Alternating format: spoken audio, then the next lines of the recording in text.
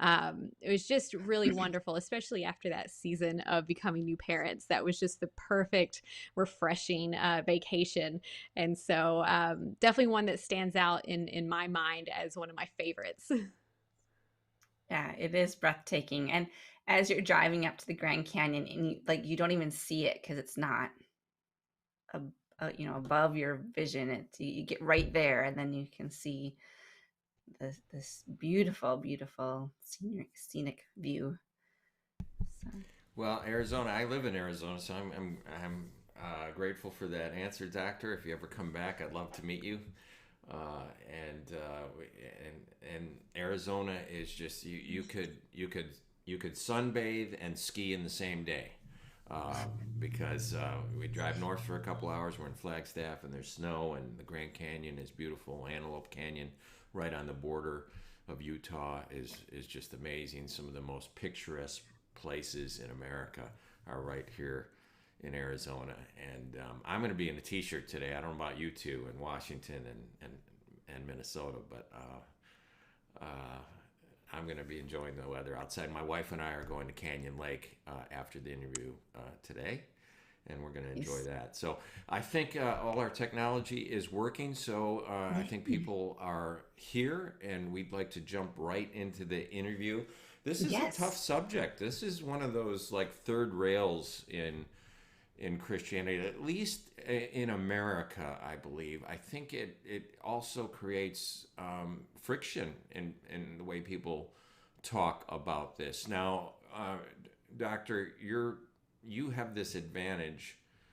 I think we've talked about this before, and you see yourself as kind of like a bridge, or at least your calling is kind of like a bridge, because you, like Moses, had a foot in both worlds, the Hebrew world and the Egyptian world. You are a scientist, but you're also a co-founder of a church. You're in ministry with your husband, and you're a very devout Christian. So maybe I'm going to let you share how you feel the current state is among, at least let's keep it to our shores. What is the current state when it comes to climate science and the acceptance of it among evangelical Christians, or all Christians here in America? Sure. And I just want to affirm, yes, it does feel like a third rail and one of those issues where sometimes it's just easier, or even most of the time, it feels just easier just not to touch it. Let's just not even talk about it. And I can tell you, as for myself, I'm not a third rail kind of person naturally. I got into climate science and being a scientist because of my faith in Christ. Because as a young Christian, wanting to serve God and partner with Him, asking Him, Lord, what can I do? What is your special assignment for me in partnering with you in bringing your kingdom? And lo and behold, He answered with a call to study earth sciences, which led to me becoming a climate scientist. And I don't think this is not something I would have stepped into without the prompting of the Lord and just being obedient to what He's calling me into. And so that's part of my story of just it can feel a bit scary to have this conversation. And that's because to your question of what is the current state of climate acceptance amongst Christians, what can we as Christians, how should we approach this issue? And what I have found personally, but then this is also backed up by social science research of surveys, asking this question to lots of different Christians across the country, is this is what I found. What I've found is that most folks aren't sure what to think about, but when they look out their door, they do see that in the last 5-10 years, something is different with the weather patterns that we've been seeing. Something is different with the storms that we're seeing. We're not used to seeing as much flooding, drought, wildfires. Something is up. People realize that, but they're not sure. What I find from chatting with my fellow Christians, they're not sure what to think about. That's the vast majority of people who I encountered. And the social science research backs this up in the sense that there's a perception gap of where people expect to people recognize the reality of climate change, that it is happening, but they think everyone else thinks it's a very contentious topic. And so just not wanting to bring it up because of that, because of feeling that if they bring this up in conversation, they're going to start a controversial conversation. And so everyone's just kind of standing around quietly, seeing the same thing, recognize the same thing, that something is not right with our climate, but being afraid to share that in our Christian circles, because oftentimes the loudest voices in the room are saying and are telling us that we as Christians can't accept climate science, even though we're seeing those changes before our eyes. And so that's why I think having this conversation is so important, and I'm so happy to be here to have it. So what's the difference between climate and weather? Great question.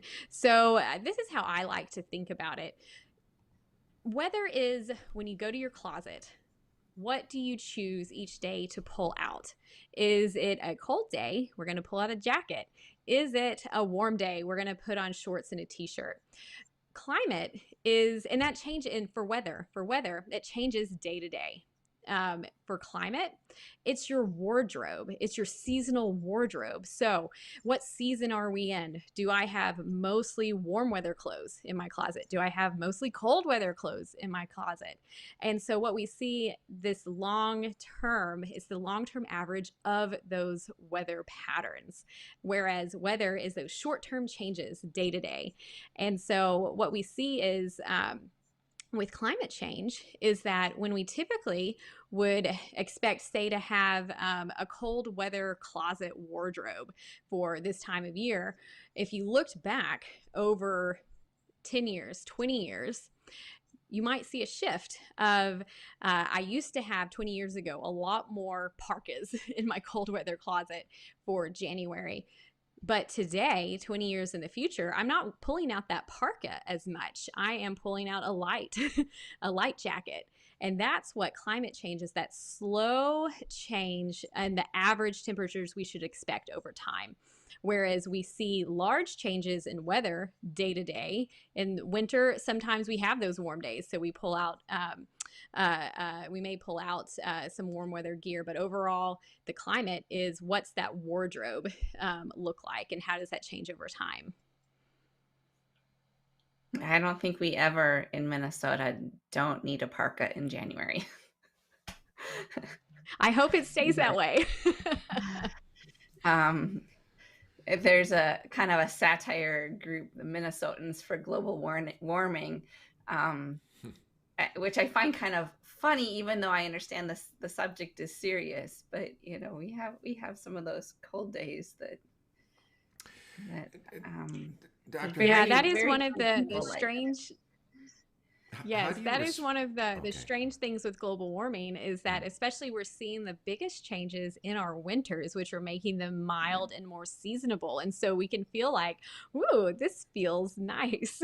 But it's really a harbinger of what's to come in the summer, and seeing warmer springs, hot summers, warmer falls, which is wreaking havoc with all of our expectations, whether that's for agriculture of when to plant, whether that's expectations for seeing stronger summer storms, or just not being prepared for that weather to come that's supercharged by climate change. But those warm winters can kind of lull us into this false sense of, wow, this is nice. Right. Yeah. No, we have had a really, really hot, dry summer and late warm fall too. I don't recall, I mean, certainly not when I was growing up. I wouldn't have been wearing shorts in October, and yet this year, probably half of the days so far in October were warm enough for shorts, and that's unusual. Pleasant from my perspective, but not when you look at the big picture, right? Well, let me build on that a little bit about the pleasantness. Doctor, I've heard you and others in climate science suggest that there's kind of three phases or three reactions to the controversy. And at first, people deny it. It's not happening. It's a hoax. It's propaganda. And the second phase is like, well, it is happening, but there's nothing we can do about it. It's bigger than us. It's not human caused. And, climate always changes. And we've gone through periods where Iceland was green and Greenland was ice. And we're just going through another period like that, like what Christine suggested, that maybe this is something that's just, outside of our purview. And then the third reaction is, okay, it is happening, but we don't know that it's bad. It could be good. It could lead to Minnesotans wearing shorts in October, and maybe more bountiful economies in places that can't grow anything now, and so forth. So what is your reaction to those three phases, and particularly the one that Christine just brought up, the idea that, okay, if it is happening, how do we know that it's not going to be good? Yeah, I just want to first just say that all of these questions and positions are good questions to ask. They're so good that this is what my colleagues and I in climate science, we've asked each of these three questions. And the good news is that with all of that question asking, we've got a lot of good answers too, which is really exciting. And even to that, the second one, if I may, the how do we know this isn't part of a natural cycle, that it's just, how do we know that it's us? Because climate has changed in the past, rightly so. That is actually a Nobel Prize winning question that just won the Nobel Prize this year in physics. So these are good questions. And so let me address all three fairly quickly. First, is this a hoax? Is this just propaganda?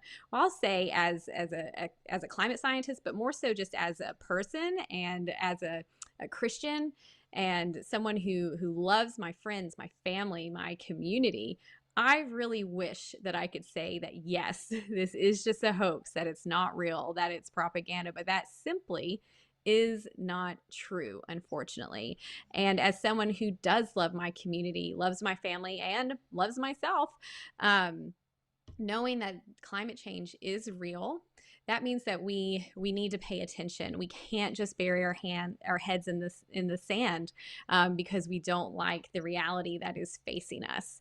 But I can tell you, my climate scientist colleagues and I, if that was true, would be the first ones to be relieved if this was some global conspiracy. But unfortunately, it's not. To the second question, for how do we know that it's us? How do we know that this isn't just a natural cycle? Because yes, the climate has changed in the past. Well, this is my purview. This is the science that I have particularly been studying in climate science, is past climate changes. And how do we know that climate change today is different from all those climate changes in the past?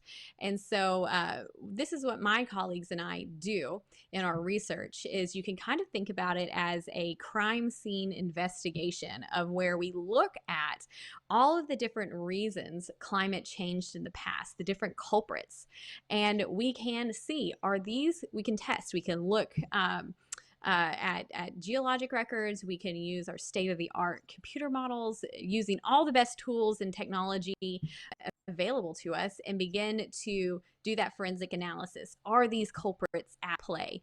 Is the sun changing in intensity?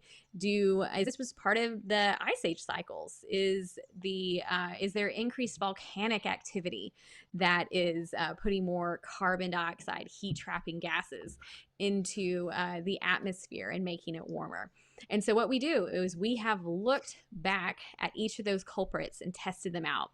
And time again, of all of these independent analyses from scientists in their own independent labs across the globe, looking at this same question from all the different angles, have been able to rule out, no, the sun's intensity is not getting stronger, making us warmer. It's actually, over the past 50 years, been getting slightly less intense as we've seen temperatures warm. Well, is this part of the ice age cycles? No, we see that actually we should be getting slightly cooler we're at the peak of a warm phase in the ice age cycle, and we should slowly over the next several centuries be getting cooler, instead of seeing this dramatic warming that we've seen in both the weather station meteorological records. We shouldn't be headed in that direction if we're looking at the ice age cycles. Is it volcanic activity, which has been one of the main culprits of large past climate changes throughout Earth's history? And we can look around that, yes, we've got a little bit of volcanic activity going on, but not to the level that we'd expect to drive this warming. And actually, to the converse, the volcanic activity that we're seeing not only releases carbon dioxide into the atmosphere, but also releases another compound called of looking at sulfur. And that is actually a reflecting compound that for a very short amount of time makes us a little bit cooler because it's reflecting out the sun's rays. And so we can rule out all of these culprits. And what is left is, yes, carbon dioxide, a heat trapping gas, is driving this climate change, but we see the chemical fingerprint for human activity on it instead of volcanic activity or natural processes. That really helps us answer those questions. One quick follow-up, and then I'm going to let Christine jump back in, and that is one of the ways that people dismiss, or the detractors of global warming or climate change dismiss it, is they try and suggest that there's experts on both sides, and that there really isn't a conclusive understanding. We're still figuring it out.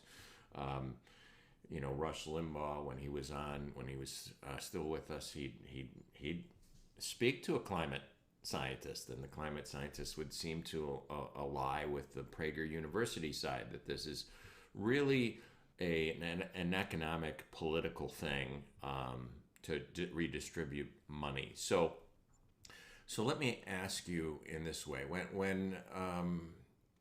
when that controversy with the East Anglia emails came out, and people said that hockey stick graph was, doctored and so forth, what really is the feeling? What really is the percentage of climate scientists who accept anthropogenic global warming? Is it 50-50? Is it 80-20? What is the percentage, and how do you respond to people when they bring up something like the East Anglia or the hockey stick graph? Yeah, that's a great and timely question, because we've got a new updated number, and it's actually not 97% of climate scientists. It's actually now 99% of climate scientists and climate research publications affirm and find that climate is changing, and that it is caused by our human activity. And so many of the studies that are in that 1%, whenever you look at the studies themselves, how they were designed, there are some fatal flaws in them. And so just to state clearly, 99% of climate science research studies and climate scientists find that climate change is happening because of us. And I think an important way of thinking about this is, if we were going to a doctor's office, if we were going to the dentist, and they told us that we had some condition, and that 99% of their fellow doctors or dentists agreed, that would be a very strong signal that, yes, we need to pay attention. This is real. This is real. We're listening to the 99% and not the one outlier that is out there. And that is what's really hard in the media, is that you can have that one outlier come on a show and say whatever their reasons are, but it's not backed up by the body of evidence of research, this really strong, robust, decades long, even centuries long body of research. And I'll just also say, this gets at the nature and methods of science, as well as the how the scientific enterprise operates. And I've been part of every stage of that scientific discovery enterprise, from doing the research myself. You mentioned the hockey stick. So there's not just one record, not just the hockey stick, that shows throughout the past 10,000 years of over the span of modern civilization, that we have been at a stable climate. And then all of a sudden, right, as the Industrial Revolution happens and our use of fossil fuels, oil, gas, coal for our energy, that we then see this dramatic rise in CO2 as well as temperature. There's not just one record that shows that. It is hundreds and hundreds of scientists across the globe going and getting these geologic records, putting them all together from different archives. The hockey stick is made of tree rings. We've got also the ice core records. I work specifically with cave stalagmites and lake sediments, and we put all of those records together, and as a scientific team say, what are they together telling us? And it reaffirms that hockey stick. So it's not just one person, one scientist, one lab finding it. It's all over the entire globe telling the same story. And that's what, for me, science is simply studying God's creation. And as a scientist, I have the opportunity to look for clues in God's creation and ask and inquire and investigate what is the story that it's telling us. And over, as my colleagues and I have done this, it's telling the same consistent story that climate change is real, that it's not like climate changes in the past, and it's our human activity. And if I could just add like a little spin on that, that is good news. It is good news that it's not a natural cycle. It's good news that it's us, because it means that we can do something about it. And I am just so heartened that God, the creator of the universe, has also instilled in us that creative, innovative spirit that comes from him, because we have and are able to create the technology, the tools, the know-how to address this. So it is, as a past climate researcher, I'm just here to say that it's good news that climate change today is not a natural cycle, and that we can do something about it that will make our world a cleaner, a safer, and healthier place by acknowledging and looking to the solutions of climate change. Wow, that does sound like good news. So I know some people feel like when we start talking about climate change, the solutions are big government. And there's concern by some people that I know that this big government solution will be wasteful and inefficient. Are those the only solutions, or what other things could we consider? Yeah, and that's where the good news is also that those aren't the only solutions. I do believe that government is part of the solution, but the markets are part of the solution.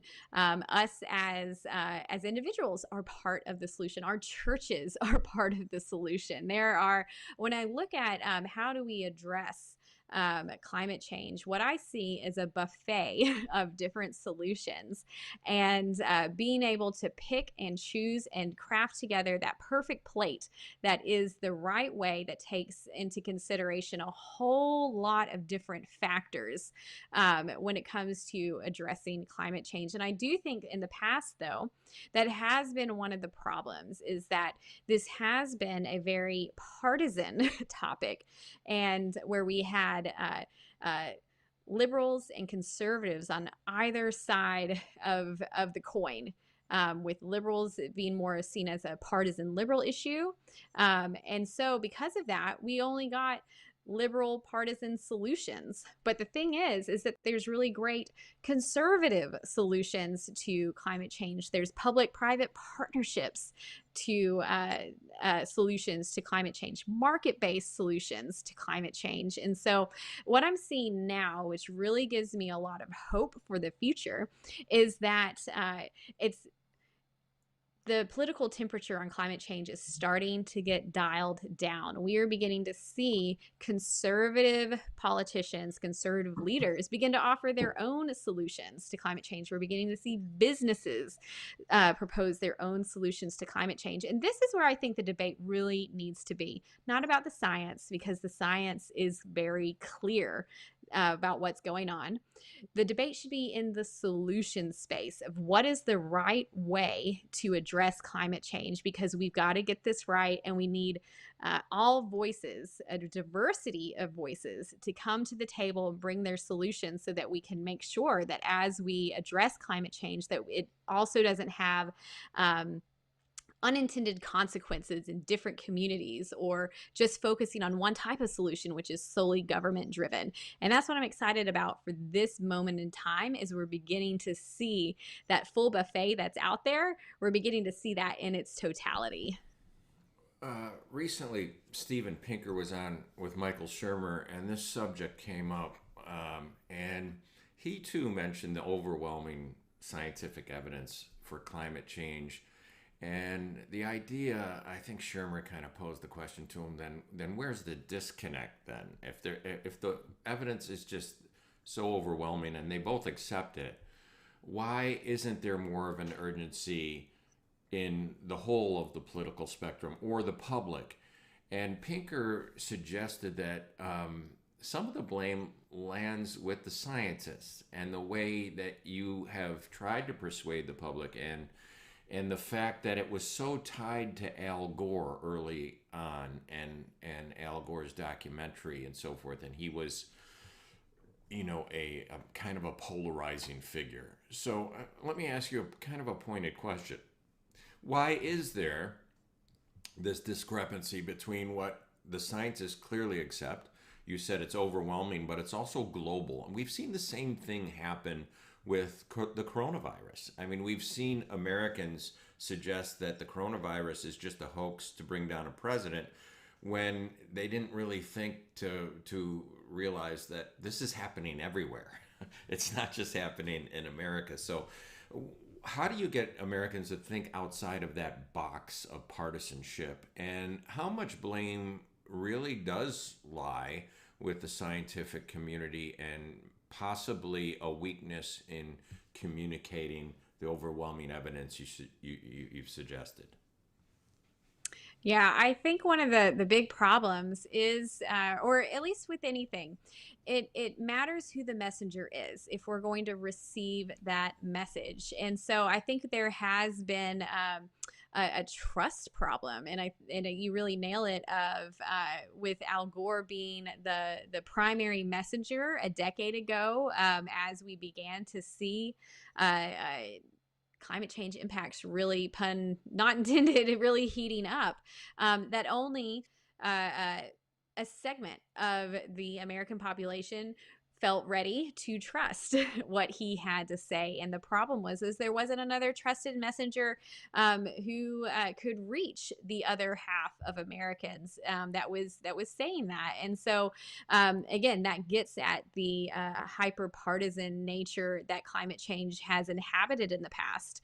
Again, we're beginning to see that change. However, there is a delegation of Republican Congresspeople going to the COP26 meeting in Glasgow with the UN Climate Conference, the global UN Climate Conference. There are Republicans going there to offer their own solutions, not to bring a message that climate change isn't happening, but coming to offer their solutions for how we address it. And so that is something that was lacking whenever Al Gore got his message out in 2008, 2007. And so in the last decade, by having it being a one-sided conversation, that is the legacy that we've had of continuing that partisan debate. I'm glad to see that that's shifting.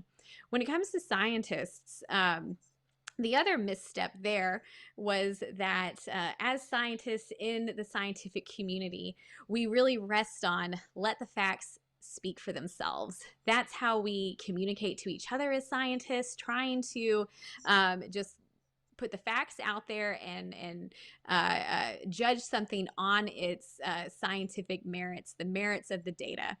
Well, the thing that as scientists we forgot that you can look at a chart, you can look at a graph, and it doesn't communicate the full story in the sense of something that really grabs us, that cuts through how big the problem of climate change is. We've essentially been just talking to each other in the headspace instead of we've got to address the heart space as well and begin to communicate, why does this matter to me and my family? We kept the conversation at a global level and frankly keeping it at an abstract level, to the point that it felt like this is a problem that is far in the future. It's not in my hometown, it's somewhere else across the globe, and it kept it distant. That was the perception of the way that it was communicated, that this is a distant problem. We've got so many other problems that we're dealing with in the here and now. Our dance card is full. We don't have the capacity to address this problem. We've got what feels like all these other pressing problems happening right now. Well, the problem is that, and as we have seen in our own communities, especially in the last 5, 6, 7 years, that climate change is happening right now. We're seeing climate-fueled extreme weather, stronger hurricanes, longer, more frequent droughts, more devastating floods that are hitting our homes and communities, not only on the coastlines, but also in the heartland and middle America. And we're having to learn that lesson the hard way. And I think just even recently, last week, a study came out that 85% of people across the globe have already experienced a taste of climate change, of where you can see that detectable influence of climate on the weather patterns that they are experiencing. And so we are seeing that climate change is not a distant threat. It's happening in the here and now. And if I could just share just a little story, a personal story, from myself as a climate scientist. I've been studying this myself, and I even found myself falling in that line of thinking that that it's over there, it's someone else's problem, it's a problem I care about, but it's not going to touch me. Well, 5 years ago, in 2016, I grew up in East Tennessee. In this season, in the fall, we were experiencing an extreme drought, an exceptional drought of months without rain that left our usually lush East Tennessee forests, the Great Smoky Mountains, it left it tinder dry. And so when a spark fell, it just exploded and caused a wildfire in the Great Smoky Mountains and outside the tourist town of Gatlinburg, Tennessee, caused that fire to become something that we had really never seen on the East Coast in East Tennessee, something that you really only hear about and see out west. And that fire ripped through the national park, ripped through Gatlinburg, Tennessee, and actually destroyed a family home of ours that was really near and dear to all of us. I was very lucky. None of my family members were there at the time, but 14 people lost their lives. And we can look to see that extreme drought created those conditions for this, you could call it a perfect storm, but we know that it's not by chance. We know that the dice were loaded to begin to see something that we'd never seen before happen. And I, as a climate scientist, realized that I've been personally impacted by climate change. And I lost that family home. And it's not only the property that was lost. What was lost was the memories that I had in that home, especially with my grandparents, memories that I can't photos, pictures, things that I can't get back. I also lost that ability to take my own children to that cabin so that I could share those memories and with them firsthand. And so what the real story is that climate change isn't some distant thing in the future. It's here and now, and it's impacting things in our lives that are irreplaceable. And that's why I'm really dedicated as a climate scientist to have this difficult conversation, because I don't want anyone else to experience the loss that I experienced or worse. It seems that you're suggesting that the conversation has changed over the last decade from, is climate science happening? Is climate change happening to that? What do we do about it? So, are you suggesting that the controversy now really kind of revolves around not necessarily the observations of what's happening, but the conclusions as to how to deal with it? And what separates the two sides of the issue? What is it? Is it male, female? Is it how much you make? Is it the political party you belong to, or the church you go to? What does the data suggest is keeping people from actually being proactive about it once they accept it? Sure. And the real defining line, at least in the past, and the good news is we're beginning to see this change, but the predominant factor of whether someone accepted the reality of climate change really did fall along political lines. And again, that reflects how partisan the climate change conversation has been. So if someone identified more with a progressive liberal ideology, overwhelmingly accepted the reality. If someone aligned more with conservative political identity, would be less likely to recognize and accept, or just actually be unsure. They may be just more unsure about whether climate change is happening because they're not sure who to trust, what information is trustworthy. But again, we're beginning to see that shift, and I think the big reason is because so many people have their own climate change weird weather story of where it's really hit home. It's not just seeing the evidence of it isn't just on a chart or graph anymore. It's something that we're experiencing in our lives, and people are looking for those solutions. And so one exciting thing that we're also seeing a shift towards is when we look at solutions like affordable clean energy that not only reduces the amount of carbon dioxide that's being released using that energy, of using low carbon sources. It not only cuts back on those carbon emissions, it also cuts back on toxic air pollutants that are giving our children asthma and a raft of other debilitating diseases, even air pollution being linked to Alzheimer's and dementia in adults. Clean energy, affordable clean energy, is one of those benefit multipliers. It works. It's a solution for climate change. It's a solution to air pollution that causes health impacts, adverse health impacts. And whenever you poll many of these solutions, what you find is that gap, that partisan gap, narrows, and you see folks from all across the political spectrum say, yes, that is a good idea. We should be making these switches. So that also is something that gives me hope. But I'll tell you, one bit of the divide is then, how do we put those switches in place? Should it be a government-driven solution, a market-driven solution? That's where I think the real debate is now, of how do we implement and deploy this, frankly, life-saving technology. What's the right role of governments, markets, individuals? And I think that's where the exciting debate should be happening, and it's great to see that shift towards it now. So let's talk about some of those clean air solutions. Let's maybe start with wind turbines. And as with all technology, when it first started, it wasn't particularly efficient, and the wind turbines themselves were expensive to make and install and maintain, and they were not very recyclable. How has wind turbine technology improved over time? And is that really a reasonable solution to have wind farms?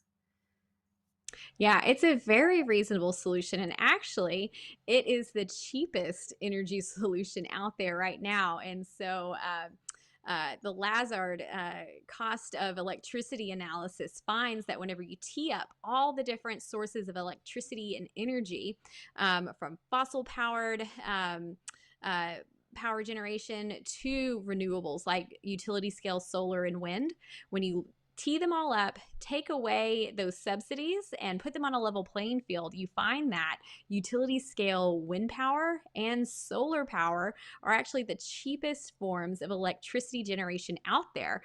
And so it's not only a good solution for addressing climate change and cleaning up our air, but it's also really great for the pocketbook to reduce those household business energy costs.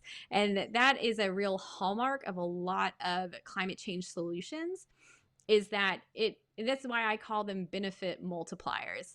They help address climate change, they help clean our air, clean our water, protect God's creation, and they are just make good economic sense as well and save us money. And who doesn't want to save money? Right? That sounds like a market-driven solution too. But does that really include the whole life cycle of the turbines or the solar panels? I mean, like the development of them and the production and recycling the material, or dealing with the material when they're at the end of their life cycle? Yeah, that's an excellent question, because we shouldn't just look at the point emissions, but looking at as you said, the life cycle emissions of whatever technology we're looking at. And that really is looking at from the very point of its creation of generating windmills, or generating solar panels, generating the oil wells, and the what emissions come from extracting oil and coal and gas, and then looking all the way to the end of its life cycle of that technology of, can we recycle it? And so those analyses are happening. And overall, what we see again is that those renewables have a lower life cycle emissions compared to fossil generated sources of energy. And there's been some really exciting studies and breakthroughs in wind turbine technology. That is, there's a new formula out there where those wind turbines can be recycled and repurposed. A breakthrough technology that just came through in the last year or so. I'll also say the same for electric vehicles. That's a big question too. What are the life cycle emissions for electric vehicles compared to fossil powered cars? And again, what you see from their construction all the way to their end is that electric vehicles also have a lower life cycle emissions, even when they're powered by fossil source electricity too. But those are really great considerations, important considerations that we have to think of the whole life cycle emissions, and not just at that point sources. And when we do that, by the National Renewable Energy Lab, lots of really great reputable institutions doing these analyses, they find over and over and over again that clean power, clean transportation has lower life cycle emissions compared to fossil powered power and cars. I want to dig into the psychology a little bit, but behind the Western Church's reluctance to accept the science, or maybe some of the clean energy conclusions. Before I do, though, I want to bring in a comment from one of our viewers watching on YouTube. Tacit Reticence says, "What convinced me of the veracity of climate change was the notion of positive feedback loops. Sometimes the public need metaphors and heuristics." So thank you for your comment, Tacit. You know, if I was a pastor for 20 years, and if any of my former parishioners are watching, they're going to think I'm a hypocrite, because I was a culture warrior pastor, and I talked about people like you, Doctor, as I used the idea, that the metaphor of a watermelon, that when the Berlin Wall fell, Marxists had to find a home to get across their doctrines and their world goals, and they found a home in the environmental movement. And what is green on the outside is red on the inside. And I was living, before I transitioned to reluctantly be a reluctant convert to accept the science behind climate change, I was living in a world, a fallacious world of the fallacy of authority. I had my authorities. I felt I was well read on the subject, but I was really only reading within, confirmation bias. Do you think that a big problem with the church is that we've kind of accepted this kind of dichotomous thinking that if you're not with us, you're against us, and nobody in the scientific world really cares about God anyway? They're godless atheists, so we could dismiss that. And after all, we have our one scientist we could trot out to dismiss whatever it is you're saying. What is the psychology that you've seen in the Western Church as a pastor's wife? And does it make you cringe as a scientist yourself that there seems to be such a lack of faith, if you will, or respect for those who have expertise in their fields or for the science itself? Yeah, I think again, as a scientist myself, I view science as simply the study of God's creation, and again, it's something that I came into this science from my relationship with Christ, from a calling of asking God, what assignment do you have for me? And so whenever so it is a bit heartbreaking then to come across fellow believers who haven't experienced science in the same way that I have. But the thing is that I can understand. I can understand that point of view and how we have come to that place. And so it's really interesting that you use the watermelon metaphor of green on the outside, red on the inside. In a little way, I come from deep red East Tennessee, deep red conservative East Tennessee. My father is a hunter. My just kind of down home, good country folks. That is what I grew up in, and so whenever my dad is a hunter, this is one thing that he always said was that as hunters, we are the best conservationists because we have a real stake in conserving, preserving the land. We love our sport. We love getting out in nature every weekend. And this is something that we want to preserve, conserve, protect. That's where my father goes and actually hears best from God, getting out into the works of his hands, and feels a real strong connection with God when he's out in God's creation. And that's what I think a lot of us find as well. And I think one of the problems is, one, trusted messengers. What we have seen is that I think the legacy of this the historical impact of the dominant message when it comes to faith and science is that they're at odds with each other. We then found that there weren't as many Christians going into the scientific fields. And so then whenever we have these big events, these big problems that are unearthed through science, scientific discovery, like climate change, like the pandemic, where we have very technologically based solutions that come to those things. We don't have those messengers in science who can then speak to the Christian community with authority. We don't have those trusted messengers who can speak to conservatives with authority because for whatever reason, there's a feeling that you're not welcome in the sciences, you shouldn't be there.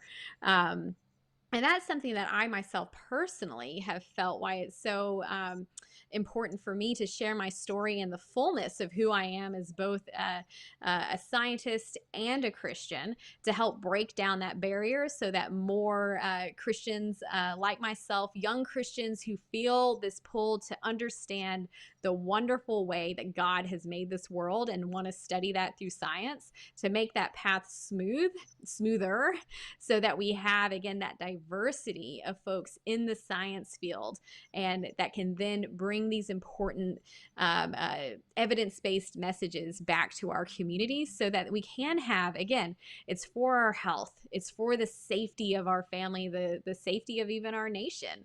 And we've got to have these conversations. And whenever Christians aren't in that conversation of also using the evidence-based facts, I think we all suffer the more from it. I really resonate with what you said about your dad. My husband is a big hunter, fisherman, outdoorsman. He got a deer this morning. The conservation and the communing with God while he's out in the deer stand or out in his waders looking for ducks, or walking through the fields looking for pheasants. He just has such a connection with God and finds a real community with nature and God and worship, just kind of all intertwined there. So I think that's a really great place to start with this message for some people, is looking at their outdoor activities and the importance of preserving the wildlife and the land, and not letting it be destroyed by climate change, or even a lot of new housing developments and stuff too, to make sure we're preserving areas for the wildlife. What else can we do, like at a community level or a personal level, or as part of a church? What are some, I mean, like I can't make there be a wind turbine in my yard or something like that, but what can I do? What can my family do in my community? Sure. Yeah, I want to answer this in two different ways. And before I get to kind of the individual household and church level solutions, I want to point out those natural solutions that we can really key into. And what some research shows is that by simply protecting God's creation, doing conservation, protecting our forests, our wetlands, the beautiful places in God's creation, by simply protecting those and harnessing their carbon storage powers, we can get 33% of the way, a third of the way towards addressing climate change that we need. A third of those carbon reductions just by letting nature, letting God's creation do what it does best. And then the question is how, and you really nailed it, of talking about development. One of the at least here in the U.S., the biggest driver of deforestation is the development of our lands, and that's because, as Arkansas Congressman Bruce Westerman, who is also a forester, has a forestry degree from Yale University, as he always says, one of the reasons for that is because we don't value our forests enough. And so if we can, this is a market-based solution, if we can make a market, increase the market value of our forests to make them worth preserving and stewarding and using well, then we can store more carbon because we're preserving those forests, making sure they're being replanted again when they're harvested, instead of being turned into development where a forest is not going to be replanted into. And so I think that's a really great example of one of those market-based solutions using God's creation that then also has that dual benefit, again, that multiplier, benefit multiplier idea. It then also creates this beautiful place where we can go to, in our communities, to commune with God, to have recreation with our families. And so that's something that we can do in our communities, is make sure that we preserve those natural places that are still there. To shift gears and looking at those individual household church level things that we can do. Again, there's a whole buffet of options. And I like to look at these individual level solutions as kind of like our climate tithe or our creation care tithe, something that we can do not only because we care for God's creation and want to protect it, or we want to address climate change, but because we want to honor God. Because in the first book of the Bible, in Genesis chapter 1, verse 26, it says that God put the care of all things that he has made. He's given us responsibility as humans to care for it.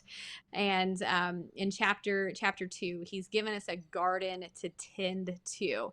And by doing different climate solutions, that is us honoring that awesome assignment that God has given us. So a couple examples that I do here in my house is because my house, the things that I buy, that essentially is, when I think about what is my garden, that's the garden that God has given me to steward, my household. And so when it came to replacing appliances, did something simple. I looked for Energy Star appliances that would conserve electricity, and that not only reduces carbon emissions by saving on energy, it also saves my energy bill. So it's good environmental stewardship too. Um, Composting is something that seems really small, but it has a lot of benefits of reducing methane emissions from our food waste. And so by composting, we're reducing methane emissions. That is a supercharged greenhouse gas, a greenhouse gas that has more warming potential over a short amount of time compared to carbon dioxide. So reducing our methane emissions has really big bangs for our buck in that. And so by simply composting, making sure that I'm not wasting those wonderful nutrients in my food waste by sending it packing to the landfill, but making sure it gets reused into gardens here at my house, or dropping it off at a composting spot so that it can be used in community gardens throughout the community. That's a really easy way to start getting involved in those individual solutions. And it's a fun thing that I'm doing with my son as well. When it comes to our churches, we can apply those same principles.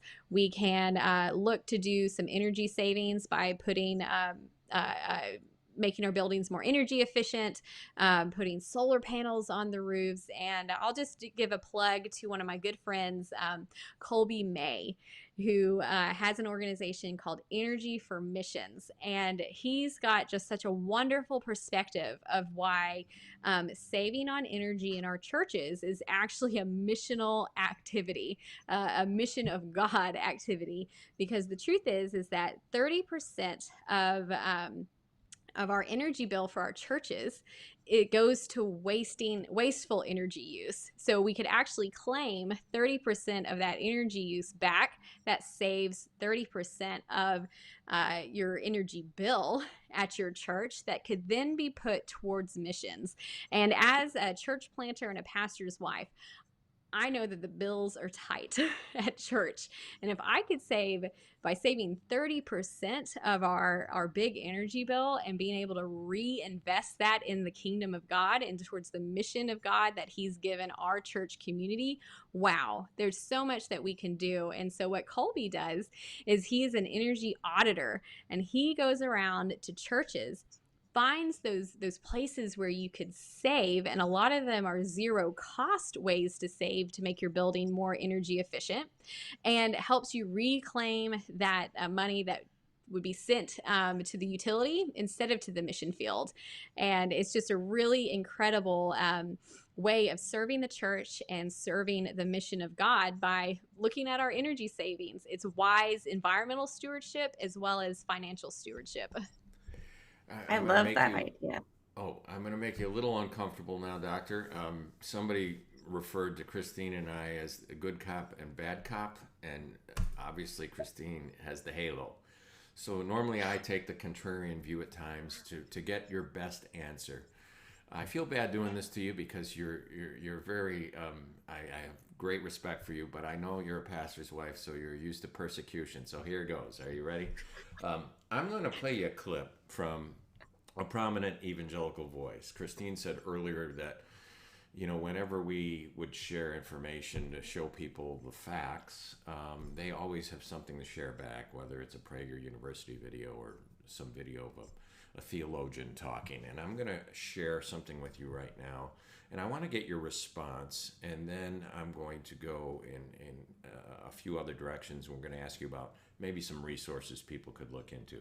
But recently, the pastor from Moscow, Idaho, Doug Wilson, put up, he does short videos all the time, and the one I'm about to show, he comments on climate change, and he connects it with the coronavirus and vaccines. And I want you to hear his comments, where he's making an argument that we have to tear down the idols of modern times, and then we'll hear what you say afterwards.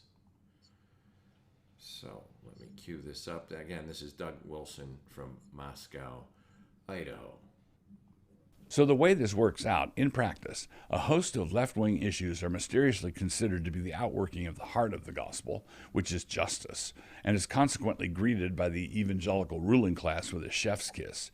Right-wing issues, contrariwise, also have a heart, which turns out to be black, completely filled with mendacity and greed. But suppose a reformation that dealt with idols looked like one of the reformations we find in Scripture. Quote, "And he took away the Sodomites out of the land, and removed all the idols that his fathers had made." 1 Kings 15:12.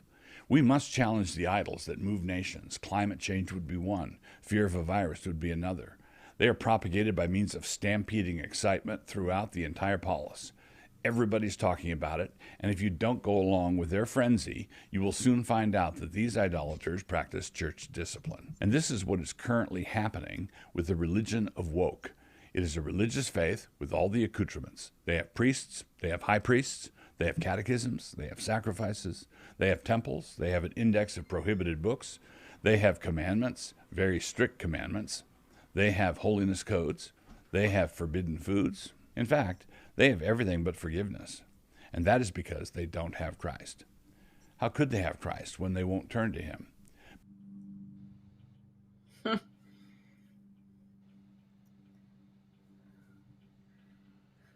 I hate to be this blunt, but when part of the church, and actually kind of a big chunk of the evangelical church, believes that, they don't believe you have Christ. They believe you're an idolater, even though you're a pastor's wife. They dismiss Christians who don't really dot the I and cross the T the way they do.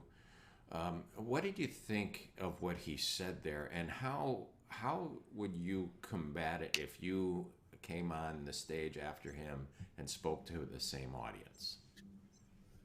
Sure. Well, I think one thing that I will point out is that when we look at what it means to be saved, it's by professing the lordship of Christ, period. And so we have to, I think it's really important to keep the main thing, that our salvation in Christ is by pointing towards his lordship. And when we're having these discussions, I think it's really important to really focus on what are the pillars of our faith? What are the things that are non-negotiables? For me, God is the creator. And that is a key non-negotiable, is recognizing God as the author of everything, natural, supernatural, the spiritual, as well as the material. God is the author of that. And but sometimes what we see is that we get our especially on heated subjects, our vision taken away from those main things, those pillars of our faith, and can get distracted by important questions that are out in our in culture, and can begin to set those up as the main things when it comes to judging our salvation, or who truly is saved or isn't. And one thing I love looking to Christ. I love looking at, like, what did Jesus do in these situations? And what we find is whenever he's questioned by the religious leaders of the day on certain hot button topics, he always elevates the conversation. He doesn't really, he lifts our eyes to the grander thing that is going on. And so, one thing that I just want to share, again, I'll share kind of how, for me,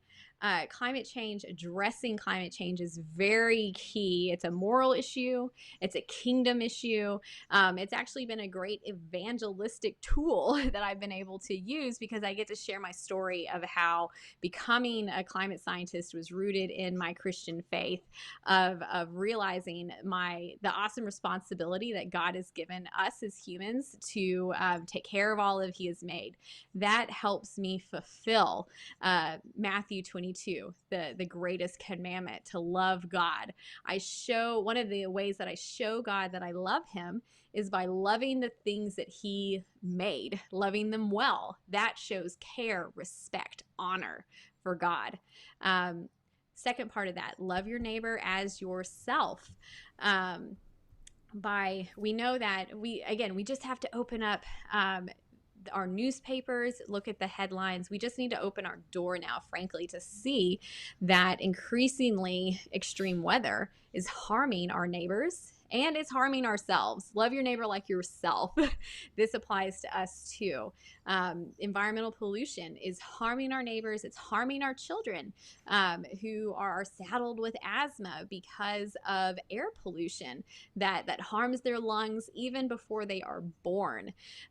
These are things that should break our hearts as Christians, should give us that same compassion of Christ whenever he looked out at the sea of the crowded sea of people and performed his miracles.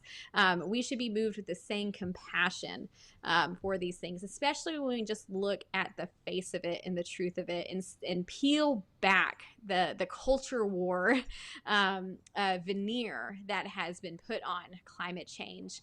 And I will say that there is truth in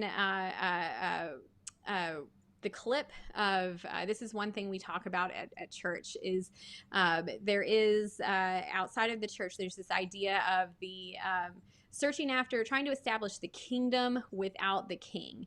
And I think that is something that we've seen in the past few decades of justice, of seeing the outpourings, the actions of the kingdom, of what the kingdom should look like, of seeing justice reign, and people lifted up out of oppression.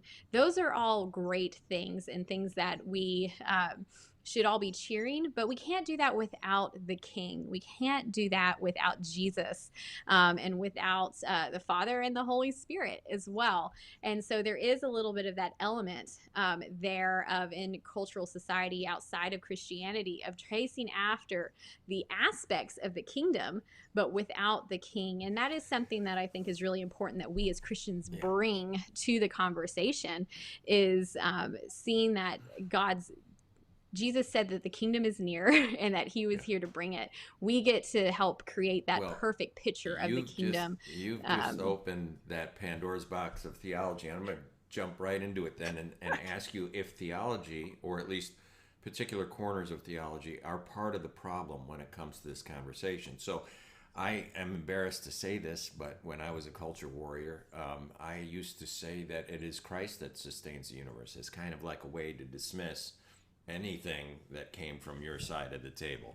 You know, we know that we have Christ who will sustain the universe, and I never really got to the point, that Christ works through us, you know, to do a lot of it. We are his hands and feet. But the theology you heard from the Reformed pastor in the previous clip is they really do believe they're going to bring in the kingdom and then the king will return.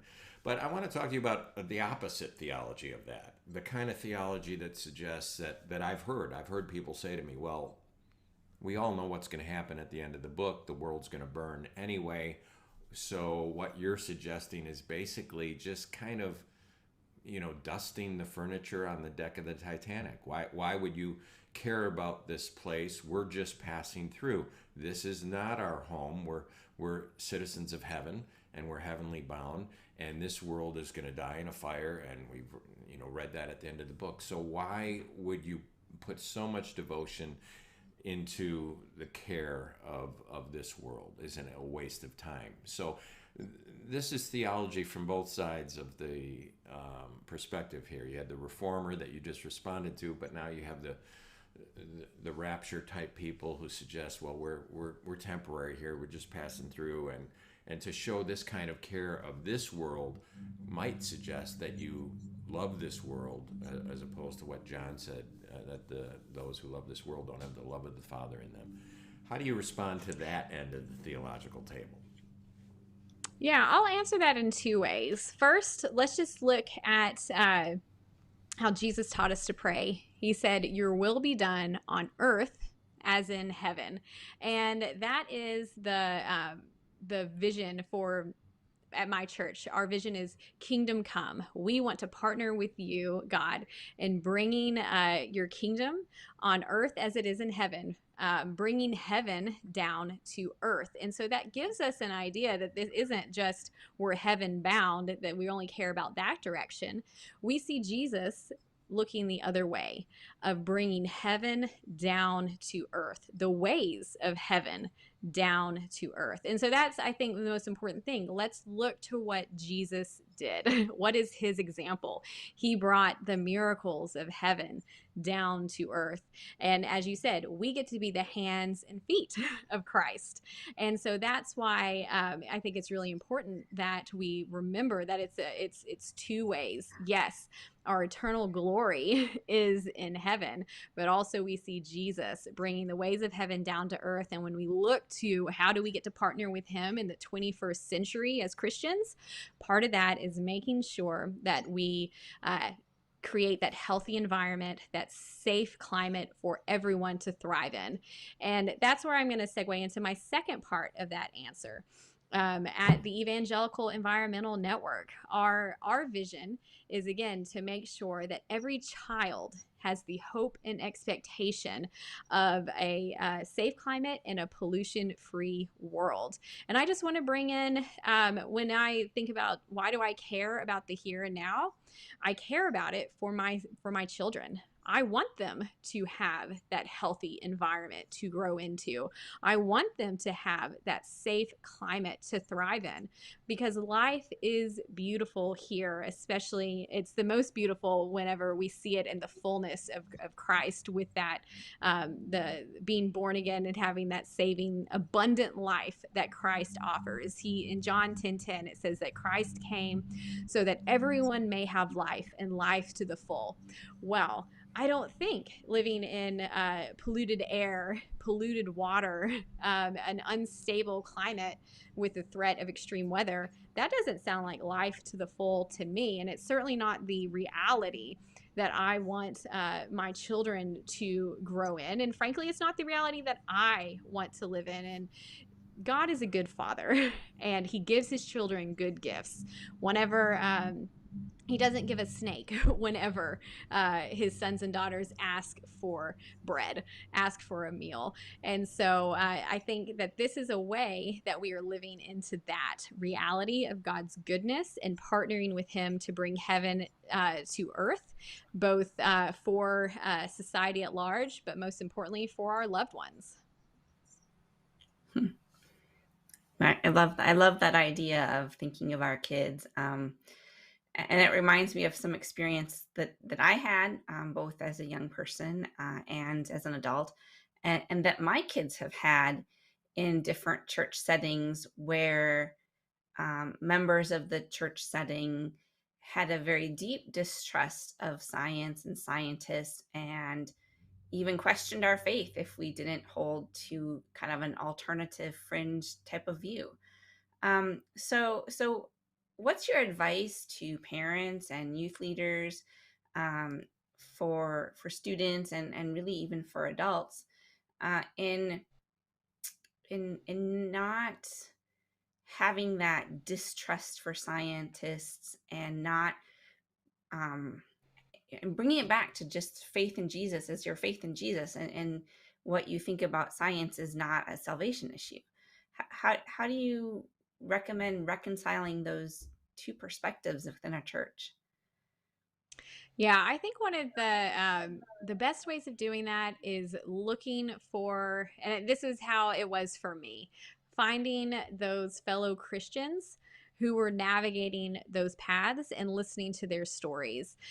For me, a critical moment in my journey to becoming a scientist was finding a fellow scientist in my church community who wasn't just a member, but was a leader in our church. And so as a young Christian at the end of my high school career, looking to go into college, and opening my hands and saying, Lord, what do you have for my life? What are you calling into me? I deeply desire to serve you, to lay down my mission and take up your mission. How can you use me? Where will you send me? And overwhelmingly, again and again, inexplicably, I felt this call. You need to go study geology in college. And I didn't know what to do with that. That wasn't my grid for what it looked like to partner with Christ in mission. And so I was on a mission trip with my church the summer before leaving for college. And I was sharing this dilemma with our youth leader and who was leading our team. One of the parents of one of my friends. And I think he just probably asked like, oh, what are you looking forward to in college? What are you going to study? And I just unload of like this real struggle that I'd been having, because I felt like I had to choose. I felt like I had to choose. Either it was just sort of realizing that stepping into science seemed like, it felt like a controversial choice for someone who was a Christian. And so I was sharing this with him. I felt like God was calling me to serve him, but also to go into geology, and I didn't know what to do. I felt like I had to make a choice. I couldn't do both. And he looked at me, and he was very patient. He was very kind. And after I kind of gave my whole spiel, he looked at me and said, Jessica, don't you know that I'm a geologist? And my jaw just hit the floor. I had no idea. I had no idea there was another geologist in our church community, let alone one of our leaders. And that, he gave me the encouragement that, again, God puts the desires on our heart, and that we can trust them whenever we've tested them and know that they're from the Lord, and that we simply have to be obedient in all things, in all ways, to him. And that gave me that clear perspective that even though I didn't see how God was going to work it out in the end, I just needed to be obedient to the calling and the prompting that he had for me. And so that's what led me into science. And we just need more of those stories out there. We need more of, there are actually so many Christians in science. There are so many people of faith actually in science. If you look at the latest social science research of polling scientists, what you find is, because there's this perception that everyone's an atheist in science.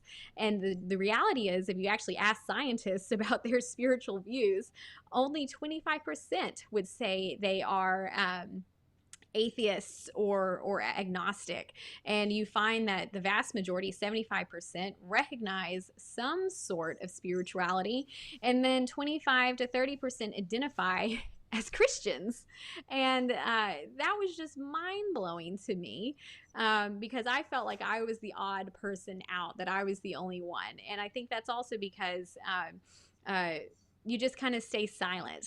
At church, sometimes I find myself being hesitant to share that I'm a scientist because I'm afraid of what reception I'm going to get. And then that perpetuates what I think of as kind of the Ken Ham, Richard Dawkins effect, of where those loudest voices in the room say that these two things can't fit together. You have to make a choice. But the reality is when we listen to God and let him speak into our lives. At least this is how it is for me. And so many of my colleagues who I've discovered are scientists and Christians as well, is that they're very, very compatible. And but it's not a message that's getting out to the rest of our church communities, of how deep people of Christian faith are navigating being scientists as well, and that you can have those two together, that you don't have to make that choice. Doctor, you've been so gracious with your time, especially as a pastor's wife on a Sunday.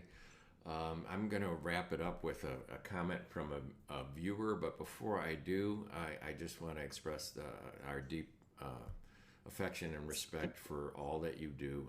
I know you must have, I'd love to see the psychologist file on you, because you must be a glutton for punishment. You're a pastor's wife and a Christian climate scientist. So you're going to get a lot of flack. You're above the target. But we had another YouTube viewers say that Merchants of Doubt is a very worthwhile watch and also a well-done movie. On that topic, if somebody maybe came from my background on this and they were skeptical of climate science and they thought it was politicized and it was anti-Christian or anti-God, what kind of resources would you recommend for them to get started in the investigation and looking at it? And then maybe as just a tag along question for that, do you see a divide in Christianity, in evangelicalism, by age? Do you kind of see the older generation as a generation that might have to die in the wilderness, but it seems like the younger generation embraces science and so forth, but the older generation is really dug in? Do you see any hope there, or has the reaction to the coronavirus and masks and vaccines kind of shattered that hope? Sure. Well, in terms of resources, there's an incredible book that's called The Evangelical's Guide to Climate Change, and it's called Creation Care: An Evangelical's Guide to Climate Change and Environmental Health by Reverend Mitch Hescox and Paul Douglas. And so Paul Douglas they're both Christians. Reverend Mitch Hescox is a Christian. He comes from a coal mining family in Pennsylvania and is also the president and CEO of the Evangelical Environmental Network. So he brings that perspective as a pastor, someone who's worked in the coal industry, who, again, was led by the prompting of the Lord to realize that we need to switch to clean energy sources, that climate change is real. And then also Paul Douglas, who's a meteorologist and a Christian. It's a really, really incredible book, Caring for Creation: An Evangelical's Guide to Climate Change. I'll also point you towards my organization, the Evangelical Environmental Network, that has a whole host of other resources in addition to that book on our website, so that you can dig in and learn more. And that is something that is really been really wonderful to realize, that there actually is a wealth of resources out there of how we can respond as Christians from our own value sets, from our own biblical mandate to be good environmental stewards. There's a lot of great resources out there. And so I just encourage folks to check out creationcare.org for a whole wealth of those. And then just really quickly, when it comes to your question about a generational divide, yes, I do see a change.